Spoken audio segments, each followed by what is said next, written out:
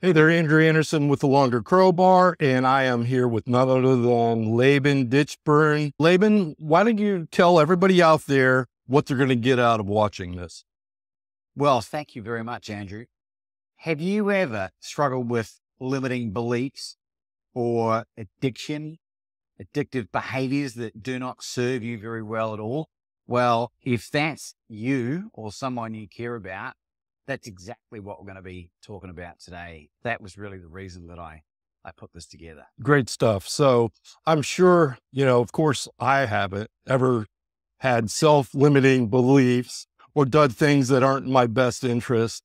And of course, I'm kidding on it. And I think all of us do. And the self-limiting beliefs and doing things that are in our best interest, I mean, that's everything. If you do things in your best interest and you don't have limiting beliefs, like kind of the world's your oyster. So how did this come about? How did it come about? Well, my background of escapism started when I was a very, very young child. And I talk about this in here. And with whatever your trigger was for your addiction or addictive behavior, mine was nothing more innocuous than being a child of divorce and the associated dysfunction that happens when there's custody battles and foster homes and, legal stuff and, all the craziness that goes on. There are people that have gone through infinitely worse things than I, but like Jordan Peterson talks about, never compare yourself to anyone except the person you were the day before. And, the escapism sort of manifested in when I was a young kid into TV and movies, which you might think, that's a, healthy thing. Pretty innocuous. Well, I've seen Star Wars like 250 times. It was the movie that I used to go watch when I had visitation rights at my father's house. Like, do you need to see Star Wars? It's a good movie, but is it 250 times? Like, could I have been doing other things with that? But I was just a kid, didn't know. And then as I sort of manifested into a young adult, then it started drinking, gambling, drug use in my sort of mid-20s. And then, the sex and the self-deprecating humor and everything else sort of flowed through from there. And it wasn't until I hit my own rock bottom in 2015 that I realized that the life I imagined for myself as a very young man was very different to what I was experiencing. And it took a huge amount of a giant slap across the face from the universe for that to happen. So I'm happy to elaborate more if you need, but that's sort of I get it. And I call those God smacks, It's like, you think this is bad, just wait a second, or you start complaining about things and have you found that, and maybe everybody else out there has too, that I've made my best strides forward in who I am and what I can be and all the good stuff after I've hit rock bottom, because I don't think that until you get rid of all the stuff that's going on and you really get there, that for me anyway, I get mad at myself for being there and I get so PO'd that I'm done with this. It's just like a snap decision. What was yours like? Yeah, I think that I ground along the floor of rock bottom for a little while before. Just to test the waters. And, you talk about those God slaps. I think the universe gives us these wonderful, gentle love taps. And we don't pay any attention to them. And then they just go whack. Yeah. And that was what happened to me. And it was so interesting. I was a high functioning addict. I had a great job. Used to work in recruitment. I had a huge circle of friends, and I used to wish people happy birthday on their Facebook pages and go out of my way to people please and try to save people, and thought I was doing everything right. But none of that was serving me well. And deep below the surface was a deeply wounded inner child, a young boy that hadn't moved on from his experience. And it was only as I started to go through this healing journey that I realized that the adversity that I went through was my greatest gift and my fuel, my superpower. And I call it the gift of adversity. And I didn't coin that phrase, I don't think, but it's what I like to give the example. And as soon as you understand that you can use the most horrendous things that have ever happened to you as a powerful fuel source, that's when the lights come on. Yeah, I totally agree with it. As I say, there's always two sides to every coin. There's not just all good or all bad. Yeah. And it's, if you can figure out how to leverage that, since we're talking about crows here, and crowbars, that can be your biggest leverage at all, but it's hard to do it when you're like in that, when you're going through those lows. So what do you think was a trigger? What do you think was a trigger? Well, and I write about this in the book. It was a Tuesday night, midnight, and I had about 3.5 bottles of appropriately priced Pinot Noir sort of coursing its way through my veins and smashing into my liver. Were you drinking with anybody else or just No, you? I was fine. Wow. Okay. I had housemates, but I was in my room Yeah. on a laptop gambling on a horse race in Hong Kong. And I didn't even have a TV in my room. So I was just F5ing. I was refreshing my bets Yeah. to see where they went. So I couldn't even see the race. And I was like, this is not the life I imagined for myself. And what was so interesting is the gambling site that I'd been on, like countless times before, there was a phone number in the bottom left-hand corner of the screen. I'd never seen this before. And I was like, I just picked up my cell phone, Andrew, and I just rang that number. And it was the gambler's helpline. Oh, wow. So it was kind of like a propulsion coming through me. I didn't really have any control. And it wasn't so that I was so drunk that I don't remember it. I remember this pretty vividly. And that started this journey. I spoke to this incredible woman. Her name was Mary. The last name I'll never know, but I'll call her Magdalene because she was a guardian angel for me, whether she realized it or not. And the thing that was so pivotal about that moment in my life, Andrew, is that she listened to me without judgment for the first time. She let me speak my drunken, slurred speech, and then she let me finish. And then she said, Laban, you're in the right place. Problem gamblers experience suicide far higher than any other addictive behavior, than heroin or cocaine, like infinitely higher with pathological gamblers, which is absolutely what it was. And that really sent a bolt of lightning through me. That was that God slap. And she was kind enough to put me in touch with a gambling psychologist. And I got access to this woman for free, run by the Salvation Army. This is in Australia. Wow. And I believe these services are available in most developed countries. And it was paid for by the taxes from gambling losses.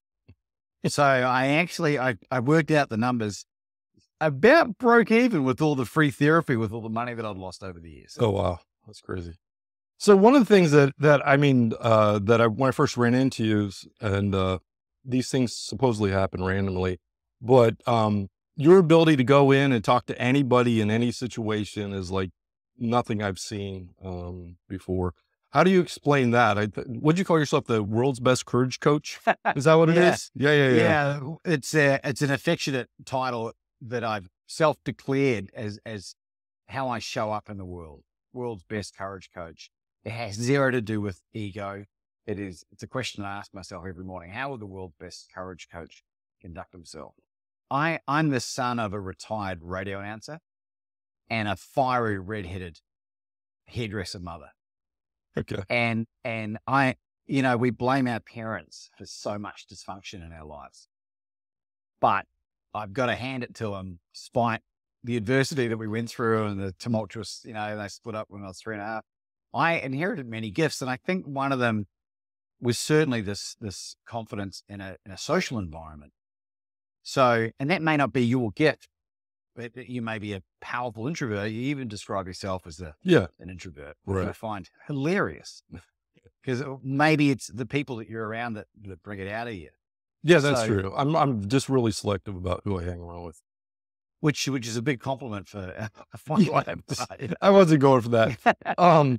So do you mind sharing? So the first time I saw this reel, I already picked it up because lately, the past couple of years, I've been trying to follow my gut, even on the tiniest things.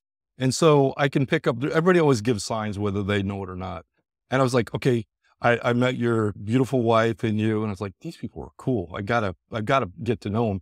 And then, so we were going out to a restaurant in Tampa, and I'll just lay this out. Basically, they said it was like hour and a half wait, something like that. It was way too long for us. And then, so you go ahead. I'll let you take it. He goes, wait a second.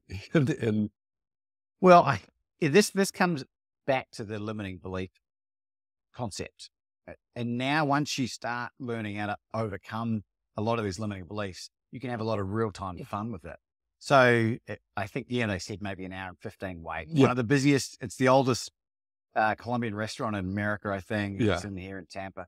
And I was like, hang on, Andrew. This is the world's best courage coach. Let me see what I can do. And then sure enough, what are we going to take? Yeah, he goes lickety split, and Ann and I are standing outside, and he comes back a couple minutes later. And I'll share what I said to the sure, yeah, because you can use this at home. Yeah, this I don't know where this came from, but it was very powerful. So I said to the lady, made her D or whatever, and she was a young girl, and I went up to her and I said, "How would you like to co-create a miracle together?" And I can hand on heart tell you that no one has ever said no to that. Who doesn't want to co-create a miracle? Right. And she had a big smile on her face, and I explained that we were, visiting, and we would love to have dinner there. And she just listened, smiled, and said, "Okay, we'll put you on the list, see what we can do." And then sure enough, we got a text alert like 10 minutes later. Yeah. And the table was ready. And these are just fun little things that you can do. It's win-win-win for everyone, right? Like no one missed out on a seat because of us. Right. Right. To the best of your knowledge, at least. But these are just some fun things that you can incorporate in your day-to-day as well. Right. And then the meal was good. And then we had a great waiter who had left another fine establishment. And we should go back there and check how he's doing. We should. Do you want to tell that story real quick? Is that right? Yeah. So you tell stories much better than I do, but so basically the waiter, he just came over from, I forgot the name of it, but it's like supposedly the oldest, best steakhouse. I know they have like 100-year-old ports and stuff over there. And if you want to put in the comments of which one I'm talking about, but it's all red. So anyway, it was his first night there, I think. He just came in, and I'll let you take it from there. Yeah, he was wearing his beautiful tuxedo, and his name was Rick, and we get chatting to this guy, and I said, "Hey, Rick, like, how long have you been doing this for?" He's like, 20 years. But this is my first day with this restaurant. And he was sweating, like he was obviously clearly nervous. Yeah. And I said, "Well, you're doing a great job, Rick." And I said, "Hey, would it be okay if I shared with you some knowledge that I acquired through interviewing some world-class people in the customer experience realm?" And he's like, "Yeah, what is it?" And you can use this as well. So when you're in a restaurant and you have an opportunity to talk to a waiter, I said to him, "Here's what you do, Rick. When you deliver the check," and this may take a small investment of some chocolates or candies on your behalf, as the restaurant don't have it, ideally good quality chocolate. But when you deliver the check, let's say there's 3 people, there's us 3 having dinner, deliver the check and you put 3 chocolates and say, "Thank you so much for dining with us this evening." Then you turn away and you walk away about 3 or 4 steps. You spin around, face back with a big smile on your face and go, "There you go," and give another 3 chocolates. Now, the studies that they've shown, people are tipping 25% on top of the original tip.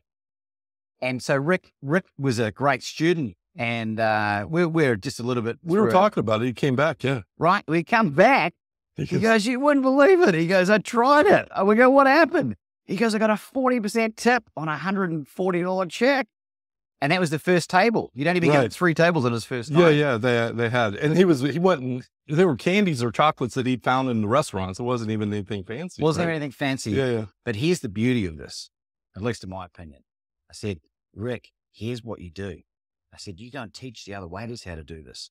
And you won't be Rick the new guy anymore. You'll be employee of the month. Because you teach, like Zig Ziglar says, you get whatever you want in life as long as you help enough other people get what you want." Waiters, I've worked in hospitality. I'm sure you've had experience as well. Yep. Like if you can teach someone how to add 25% to their overall income, like what kind of impact can that have on someone's life? And it took us 3 minutes. And the service we got from Rick was unbelievable. They actually, one of the meals that they've made for Anna, it was the kitchen that made it wrong. And then it was about a 30-minute preparation time. Right, yeah. And he actually stole a ready one from another customer who had just ordered or something and then gave it to us. Right. So we got this wonderful service. Right. It was great. Cool? And then the manager came over too. Manager came over. Yeah. And so it was good. That was an experience. So this has practical uses, and I'm always looking for, okay, you do this thing, but how can I use that immediately to improve my life or improve the people that I'm supposed to serve on that? And it's kind of amazing. So I want to get your thoughts on something because they don't need to hear me talk about this. But so I figured out that there's only two things that stop us from being multimillionaires or whatever it is that you want to do.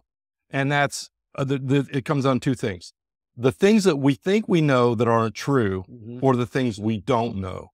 And as I was thinking about those, we're going to see how many times I can say think.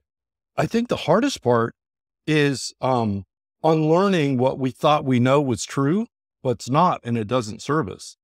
And then the next step would be, how do you find out, like in your journey, because obviously you test stuff, how do you find out like what's the right thing to learn and who do you spend time with and how did you learn all this stuff? Do you know, I don't think anyone's ever asked me that question in that manner before. I have immersed myself in learning. I became a voracious reader. And I used to read maybe one book a year up until about 2015. And for context, I had an incurable autoimmune disease. I had gastrointestinal reflux disorder ever since I was 19 until I was 35. And I was told by 20 different medical experts that it was incurable and you got to take this medication and, follow the allopathic method or whatever. And I watched one interview with a functional medicine doctor who spoke about the link between heartburn and gluten intolerance. And I was like, that can't be that simple. And I did it. And 4 days later, 17 years, whatever long it was, is gone. And I was pissed. I was like, what else are these guys wrong about? Yeah. And so that kicked off this truth-seeking journey. And one of my mantras is, I just want to know the truth so I can make an informed decision. So all of a sudden, when I got my health better, wasn't perfect at that time, but it was better. And I'd given up gambling at that point. And then I was pretty close to giving up drinking as well. My brain started to clear up, my cognitive function improved. And I opened up this tap of knowledge, and I've read easily in excess of 600 published books in the last 5-6 years. That excludes thousands of hours of podcasts, like articles, little snippets, whatever. So I would attribute that. So you became a learning machine, and you were able to, the more you learned, the more you were able to filter out what is quote unquote the truth. 100%. And then what happened was my knowledge level got to a point where when I created the podcast 3.5 years ago, I would bring on people that I wanted to ask questions about how I could fix things in my life, right, with whatever, or help people that have health problems in my life. And I got really good at listening. And there's a guy, Steve Hardison, who's known as the ultimate coach, who says the power is in the listener. And it was through that, paying attention to that statement, where I would ask open questions and allow people to talk, communicate. And as a result, my knowledge combined with all the other stuff that I was doing got me to a point of like an intuitive knowing that once you immerse yourself in something, it must be like when people do a PhD, you get a real good intuitive feel of like that you're on the right path, but you still remain open to the fact that you don't know it all. You have to be a lifelong learner. And that has helped me make far better decisions, infinitely better decisions, because you combine it with intuitive response, knowledge, wisdom, experience, and then, don't get it right all the time, but it's pretty damn good. Right. Yeah. I would say if you combine those two, you're 99.99%, and you're gambling if you go against it. Cause like every time I go, how about you? When you go against your gut, what happens? Every single time. Yeah. Big God slap. Yeah. So yeah, it's definitely intuitive. And so I know we've talked about this before, but did you know that there's only been one study that has been 100% effective against GERD, acid reflux, and just basically acid indigestion? It was done at Vanderbilt University, and somebody can look this up, but it hasn't been out there too much. But I think there was 30 women in the cohort. Most of them were on medication, and at the end of the study, every single one of them was off medication at 100% I guess you can't say cure, but they had 100% remission, Yeah. 100%. And they went on a keto diet. So, and of course that's not going to be bandied about. I don't want to get political, but that's like one of the things that I always say is most experts aren't, and I don't care where they are. You need to, and you do this, question everybody and everything. And if they don't want you questioning them, that means you should probably question them more. Yeah. Because the truth, you can question all at once and it remains the truth. Well, I think what you're talking about ties into the significance of this more than you maybe even realize. Because I attribute the success that I had coming off all of those addictions, and I'm 7 years sober, August 26, 2023, whenever this comes out. Gambling's 8 years in December, like without any 12-step or recovery program. And I truly give credit to the diet being the catalyst for helping me heal from this stuff. So, in the coaching that I have done in the past, I'm not a health coach, but inevitably this comes up and people say, well, what are you eating? And I believe it plays a far more significant role from a spiritual, from an emotional, physical, like just everything than people will ever even comprehend. And so my recommendation for anyone is if your health is suffering and you want to go and achieve all these things, like get that sorted first. Yeah. You're never going to have $1 million bank account on a, $1 Happy Meal budget. It just doesn't work. And I totally agree with you. So I went into the keto and then I went into intermittent fasting and then keto. It's been over 8 years ago now because I wanted to make more money and I was tired of feeling like crap all the time. And I didn't realize it, but I'd had a whole series of emotional up and downs and depressions and stuff. I hit it really well and never let me affect my work, or at least I didn't think it was. But when I gave up all the grains, I felt like a new man, and the emotional ups and downs and depressions and the ability to think clearer. And once I started diving into it, there's tons of data, but it's just, you're never going to find it because it's not going to, they don't want it to be found for various reasons. And we're not going to go into all of that, but for sure. And one of the things I found is that for me, the more meat I eat, the better I feel. Mm-hmm. I mean, yeah. I talk about the diet a little bit in the book because it's important to have it in there, but it's not a big focal point. But there was a period there where out of necessity, I had to cut all plants out of my diet for 3.5 years. Like I had black coffee, I cut all plants. So fruits, veggies gone. And I had the best health I've ever had. Yeah. And I've got all the blood work to back it up. And I've got my general practitioner, my doctor back in Australia, who high-fived me. She's been with me for 7-8 years. So she's seen this sort of healing journey. She high-fived me one day, shaking her head and said, she's from like former Yugoslavia. It's like in her 50s. She's like, Leben, you are the healthiest patient they have. Cool. And I was like, you mustn't have very many patients, but yeah. No, it's, I've seen, thousands of people. I've literally had been in contact with thousands of people who've done it. And you don't have to. If you want to do your thing, don't do it. But if you want a 20 or 30% longer crowbar with a boatload of leverage, I would say that it's, double my capacity to run at a high level, of thinking, because after 2-3 hours, I don't get tired in the middle of the day. When I wake up, it may take me a little bit to get going, but once I'm going, I'm already in the 6th gear and I stay there all day till I go to bed. Yeah. And you don't have these ups and downs, and the clarity of thought and your ability to pull things together it's mind blowing. It's like, you have to do it because you won't believe it. That's something that simple. I couldn't agree with you more, Andrew. And here's the thing that's so interesting. I know the people watching this are very intelligent because this is why you're here. But if you think about the narrative out there telling you not to eat meat, not to eat more grains. Right. Yeah. Why? Why, if it's the opposite of how the body operates, would they be doing that? Mm-hmm.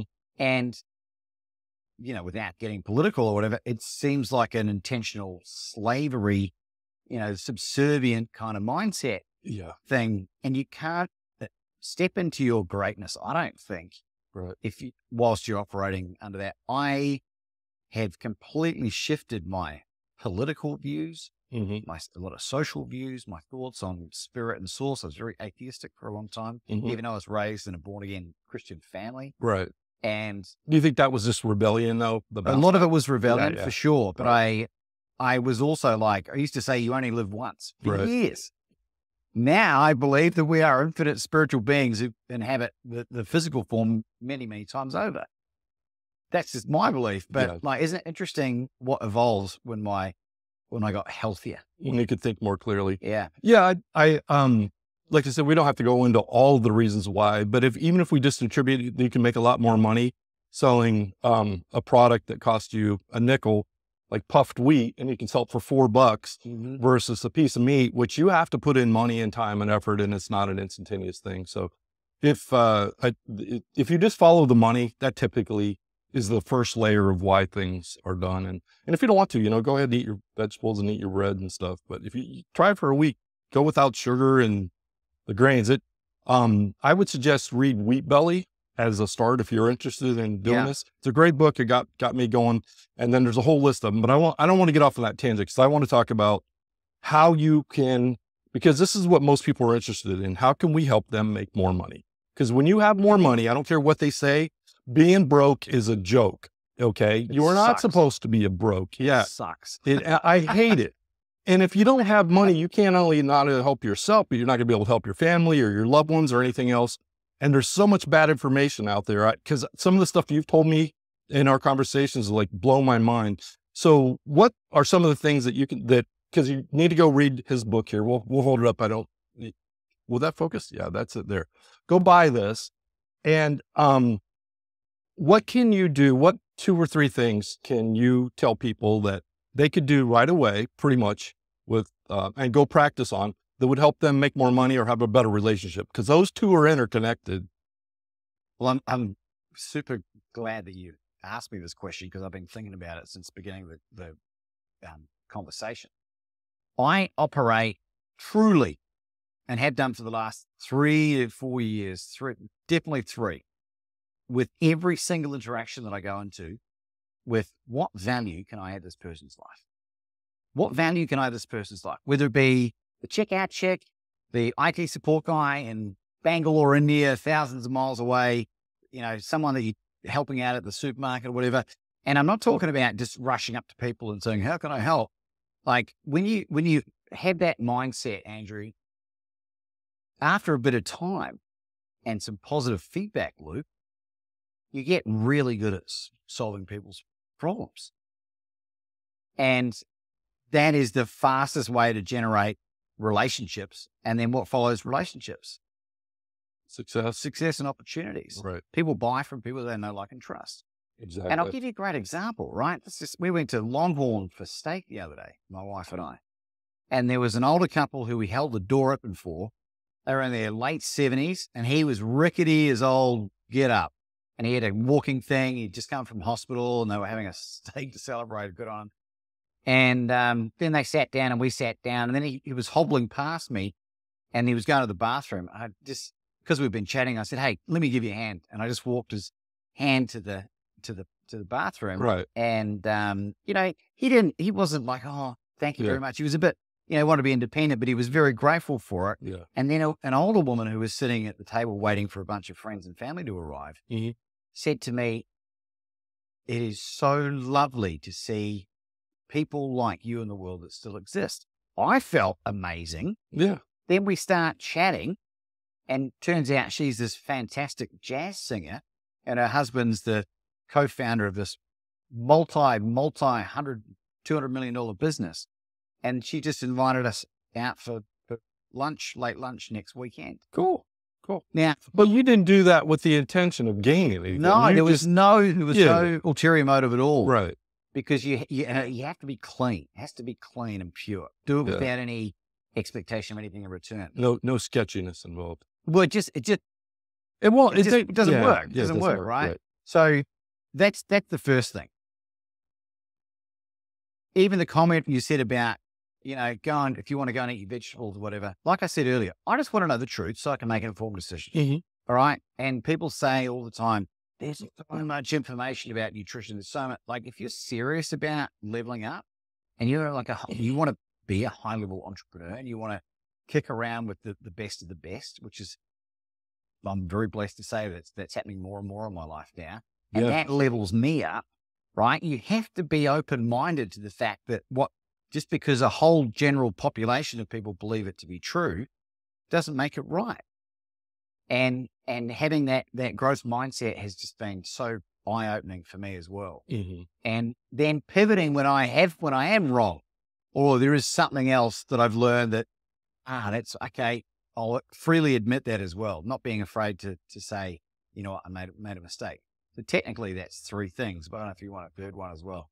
Yeah, no, that's great. I think it was Mark Twain that said, whenever you're on the side of majority, it's time to pause and think about what you're doing. I think that's in my. Oh, really? Okay, great. I may have messed that up a little bit, but yeah, that quote's there.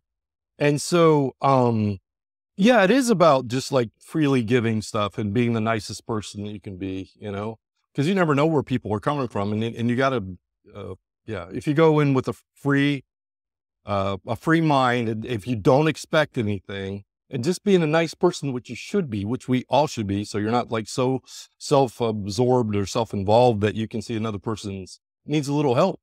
I mean, you can make their whole day. Well, I'll give you a real life practical evidence of what happens when you do this. Yeah. So I implemented the same strategy because I do it for everything in the podcast. Right. So after nearly 3 years of doing the podcast, I actually sat down and crunched the numbers.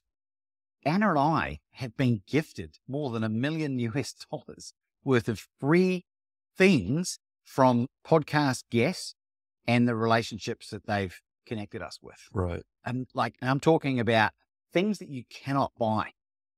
And I didn't do it for I sort of stumbled across this by mistake. But when you activate the law of reciprocity, and it is a law, you do it from a clean place without any ill will and intention. You need to work on that. That can take some effort. Like the universe just completely opens up because it's in alignment. It is, yeah, for sure. So we've got the book, you've got your podcast, which I think you're going to pivot into a little bit differently. You've also got the other project that you're doing with your beautiful wife, Anna. Why don't you tell us about that? Because believe me, this is dimed up. I wouldn't bring it up otherwise. Well, the podcast will continue, my own podcast, but what's probably got me more excited is this Purpose Partners for Life project, which was, I have to give you some credit for this as being some of your inspiration, or a lot of your inspiration. What we realized, Anna and I have been together nearly 5 years, and we met in the most extraordinary circumstances, almost unbelievable. But when you understand what went on in the background, right, it makes perfect sense why it happened. And I've met the woman that I dreamed about meeting my entire life. It was beginning to think that I wouldn't. And I met her finally when I was 38. And so what we've come to learn through our journey together is that we are very powerful together. And this is around about people learning how to manifest a husband or a wife. This is right. No, go ahead. This is teaching people how to become the kind of person that they need to be in order to attract the person that they want. Because you can be a rich fat guy and you can buy someone with money and they can be with you for money, but not if you want to really do that. And I think manifest, and this is just my own bias, but it's not really, because manifest to me sounds woo-woo, but it's more that there's certain steps you can take that will help you attract the mate of your dreams. And you guys have explained it to me, and I don't want to spoil this because Anna's sitting over here, but it blew me away. And I totally agree with the concept. We're not going to give it away here. What's the word you would use? Magnetize? No, attract. It's a tough one. Create? I guess, yeah, well, kind of create. And it sounds kind of woo-woo, but it's not. Because like if you do, it's kind of like if you want to, you're a runner. So if you want to run a 5K race, you just don't like sit on your rear end and do it. If you do X, Y, or Z steps, you will be able to run a 5K race and do it well. And what you guys have laid out is a step-by-step program on how to find and attract, because it's going to be mutually attract the perfect person as a mate, like the man of your dreams. Ladies, if you've been tired of being on like the last date, then you should talk with Anna and Laban. And guys, if you haven't found the right woman and you're tired of just like about ready to throw up your hands, they can help you out. And I mean, it can happen quickly. I mean, really, really, really quickly. Well, the example would be in the time that Anna took when she did her list. Yeah. It was a couple of weeks. Right. It was like 2.5 weeks for me. Yep.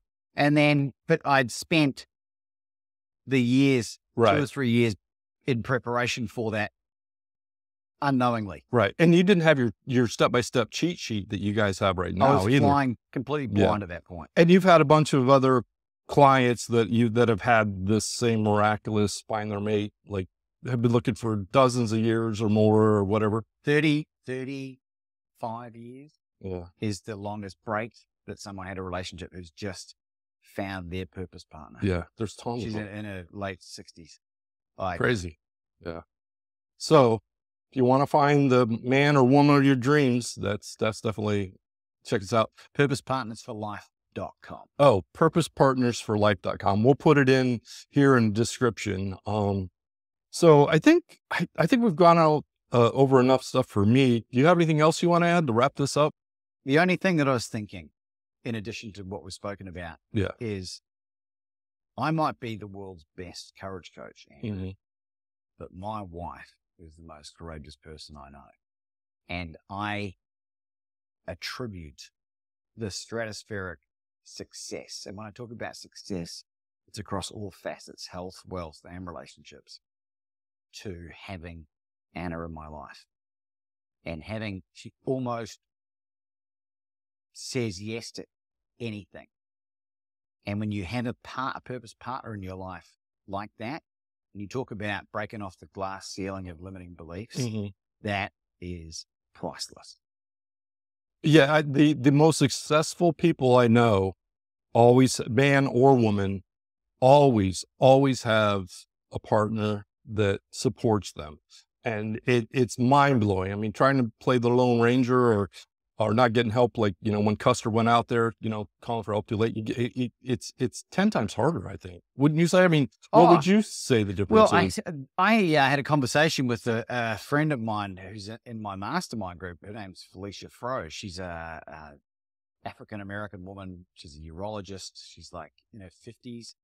And she said to me, I judge you on your wife. And when I saw your wife, I was like, it improved my impression of you. Right. And she says she does that all the time. So we can assume that people won't, but they do. Yeah. They're going to look at your spouse or your girlfriend or your boyfriend or whatever it is. So have someone on your arm that you are super proud of and that's smoking hot for you. That's what I get to experience. Right. And whatever that you said it perfectly, smoking hot for you. Smoking hot for you. Yeah. And whatever that may be. Bingo. Right. Bingo. Right. So that's the final thing I'd say on that. Yeah, cool. There was one thing I wanted to mention on this. So where can they buy the book? It's all over Amazon. Okay. It's on Audible in my voice as well, if you like these dulcet tones. Yeah. You can get the paperback next day delivery, I think. Right. For the meantime, and we'll expand that out as it grows. But cool. Amazon will be your best friend there. It will be. And then we're also putting your voice on IQ Clone Voice and AI Clone Voice. So if you have a book that you want narrated, you can go there and you can have that man with dulcimer tones, just lead the way to the promised land for your readers. That will be interesting to see what books Laban will be reading. Yeah.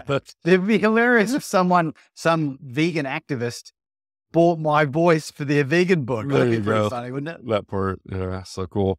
Thank you very much here. I'll give you the last parting words there. Anything you want to say, knock yourself out. Well, I just wanted to acknowledge Andrew for the incredible work that you're doing. And if you're not aware of what Andrew's doing in the world, you need to get involved, follow what he's following and learn what he is teaching as well. So I'm very grateful for our friendship. I'll leave you with a quote from Les Brown, the motivational speaker. And he says, "What people think of me is none of my spiritual business." Ooh.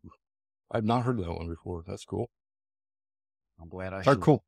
Thanks, brother. Appreciate it. That was a great interview. At least I think so, right? That's all that matters. No, I'm just kidding. You matter too.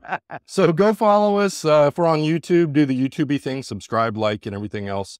And then you can go to Longer Crowbar. And then we've also got, we've got a membership site on School, invite only. If you comment in the video, we will probably let you in as long as you, the right type of people. If you want to get more leverage in all areas of your life, and you want to help other people, then you're our kind of people.